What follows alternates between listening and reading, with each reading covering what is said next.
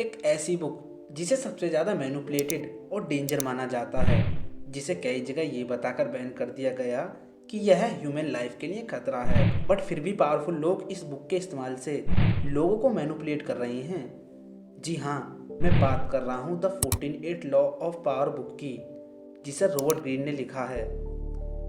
Robert Greene की इस book ने पावर के सारे गेम को समझाया है और बताया है कि पावरफुल लोग कैसे इन लॉ का इस्तेमाल करके भोले भाले लोगों को अपने फ़ायदे के लिए मैनिपुलेट कर रहे हैं। ये बुक आपको ज़रूर पढ़नी चाहिए ताकि आप भी इस पावर के गेम को समझ सकें और इस दुनिया में अपनी बादशाहत हासिल कर सकें। आज से मैं एक नई सीरीज़ की शुरुआत कर रहा हूँ। इस सीरीज में मैं द 14 लॉ ऑफ पावर के हर एक लॉ को एक्सप्लेन करूँगा ताकि आप भी इस पावर के गेम को समझ सकें और दूसरों को अपने फ़ायदे के लिए मैनिपुलेट कर सकें। Never outshine the master. अपने से पावरफुल व्यक्ति से स्मार्ट दिखने की कोशिश ना करें। मतलब आइए इसे एक रियल लाइफ एग्जाम्पल से समझने की कोशिश करते हैं। मेरे पड़ोस में एक भैया रहते हैं। भैया ने और उनके दो दोस्तों ने एक साथ एक कंपनी ज्वाइन की। तीनों ही अपने आप में काफ़ी ज़्यादा इंटेलिजेंट थे, बट भैया के दोनों दोस्त अपने आप को और समझदार साबित करने में लग गए। वो दोनों हमेशा अपने सुपरवाइजर के सामने अपने आप को बेस्ट दिखाने की कोशिश करते थे। वो हमेशा सुपरवाइजर को इम्प्रेस करने की कोशिश करते थे, बट भैया केवल अपने फ़ायदे के लिए अपने सुपरवाइजर को यूज़ करते थे। वे हमेशा अपने आप को सरल और साधारण दिखाने की कोशिश करते थे, बट कुछ समय के बाद कुछ ऐसा हुआ जो किसी ने एक्सपेक्ट नहीं किया था। सुपरवाइजर ने भैया के दोनों दोस्तों को जॉब से निकाल दिया।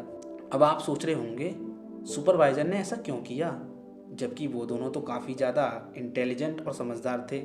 बस इसी डर की वजह से सुपरवाइजर ने उन दोनों को जॉब से निकाल दिया, क्योंकि सुपरवाइजर को डर था कि कहीं वो दोनों उसकी जगह ना ले लें। एक पावरफुल और सुपीरियर अपनी पोजीशन के लिए सिक्योर रहता है।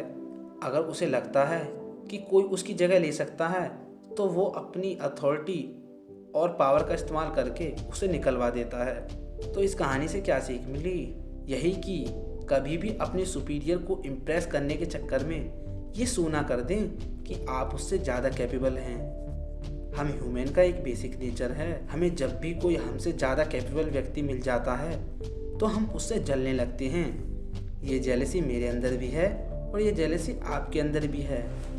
आइए इसे एक और एग्जाम्पल से समझने की कोशिश करते हैं। इमेजिन करो आपकी क्लास चल रही है और आपके टीचर ने बोर्ड पर एक आंसर गलत कर दिया है।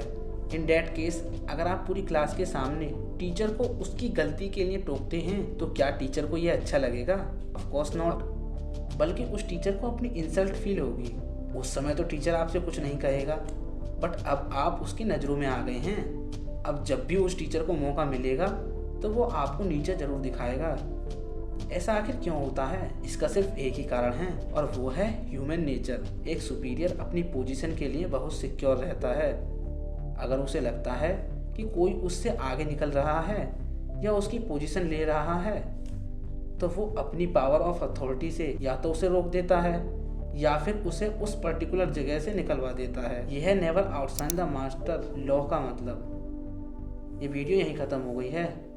इस वीडियो के रिगार्डिंग अपने फीडबैक कमेंट बॉक्स में ज़रूर दें और नेक्स्ट लॉ के लिए रेडी रहना। Thank you for watching.